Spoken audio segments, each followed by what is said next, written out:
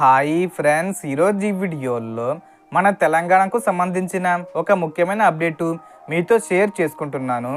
రాష్ట్రంలో చేయూత పెన్షన్ల పెంపు మరియు కొత్త పెన్షన్లకు సంబంధించిన ప్రక్రియపై తాజాగా ముఖ్యమంత్రి రేవంత్ రెడ్డి గారు కీలక సూచనలు ఇచ్చినట్లు సమాచారం. సో దానికి సంబంధించిన పూర్తి ఇన్ఫర్మేషన్ ఈ వీడియోలో తెలుసుకుందాం. అండ్ వీడియో మీద నచ్చితే లైక్ చేయండి ఫ్రెండ్స్. మీరు చేసే ఒక లైక్ వల్ల ఈ వీడియో ఇంకో 10 మందికి రికమెండ్ అవ్వడం జరుగుతుంది ఫ్రెండ్స్. సో దాని ద్వారా ఈ ఇన్ఫర్మేషన్ అందరూ తెలుసుకోగలరు. సో ఏమాత్రం లేట్ చేయకుండా వీడియోకి వెళ్ళిపోద్దాం. సో ఇప్పటి వరకు నిధుల కొరత కారణంగా పెన్షన్ల పెంపు మరియు కొత్త పెన్షన్ల మంజూరీ ఆలస్యం అవుతూ రావడంతో చాలామంది లబ్ధిదారులు ఇబ్బందులు ఎదుర్కొంటున్నారు. అయితే ఇప్పుడు మే నెల నుంచి ఈ ప్రక్రియను దశల వారీగా అమలు చెయ్యాలని ప్రభుత్వం ఆలోచిస్తుంది అనే సమాచారం ఉంది. ప్రస్తుతానికి ప్రతి నెల పెన్షన్ పొందుతున్న వారికి సుమారు 500 రూపాయల వరకు పెంపు ఉండొచ్చని అంచనా వేస్తున్నారు. ఉదాహరణకు 2016 రూపాయలు పొందే వారికి దాన్ని 2500 రూపాయల వరకు, 4016 రూపాయలు పొందే వారికి 4500 రూపాయల వరకు పెంచే అవకాశం ఉందని చెబుతున్నారు. లేదా 1000 రూపాయలు పెంపు చేసి కూడా ఇవ్వచ్చు. అంటే 2016 రూపాయలు ఇస్తున్న వారికి 3000 రూపాయలు, అలాగే 4016 రూపాయలు ఇస్తున్న వారికి 5000 రూపాయలు ఇలా కూడా పెంపు చేసి ఇవ్వచ్చు. లేదా ఒకేసారి 4000 రూపాయలు ప్లస్ 6000 రూపాయలు పెంపు చేసి ఇవ్వచ్చు.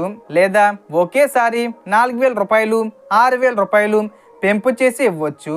కానీ ఇది అధికారిక ప్రకటనల ప్రకారం మారవచ్చు. కాబట్టి చివరి గవర్నమెంట్ నోటిఫికేషను తప్పనిసరిగా చెక్ చేసుకోవాలి. దీని మీద క్లారిఫికేషన్ అయితే మే నెలలో ఇస్తారు.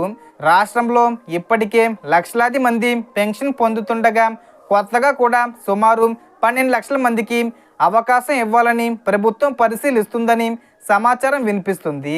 అలాగే ప్రస్తుతం ప్రతి నెల భారీగా నిధులు ఖర్చు అవుతున్న నేపథ్యంలో ఈ పెంపు కూడా దశల వారీగా, అంటే ఒక్కసారిగా కాకుండా విడతలుగా అమలు చేసే అవకాశం ఉంది.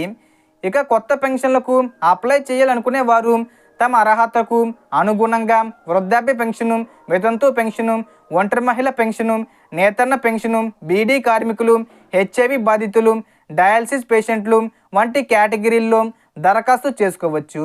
వితంతు పెన్షన్ కోసం ration card, Aadhaar card, birth death certificate, voter ID, ఆదాయ ధృవీకరణ పత్రం వంటి డాక్యుమెంట్లు అవసరం అవుతాయి. అలాగే దివ్యాంగుల పెన్షన్ కోసం ration card, Aadhaar card, bank ఖాతా, సదరం సర్టిఫికెటు లేదా యూడిఐడి కార్డు, ఇన్కమ్ సర్టిఫికెటు వంటి పత్రాలు సిద్ధంగా ఉంచుకోవాలి. ప్రభుత్వం దరఖాస్తులను స్వీకరించిన తర్వాత అభ్యర్థుల అర్హతలను పరిశీలించి పెన్షన్ మంజూరు చేసే అవకాశం ఉంటుంది. కాబట్టి ముందుగానే అవసరమైన డాక్యుమెంట్లు రెడీగా ఉంచుకోవడం మంచిది. ముఖ్యంగా ఈ మొత్తం ప్రక్రియ మే నెలలో 10వ తేదీ వచ్చేలోపు ప్రారంభమయ్యే అవకాశం ఉంది.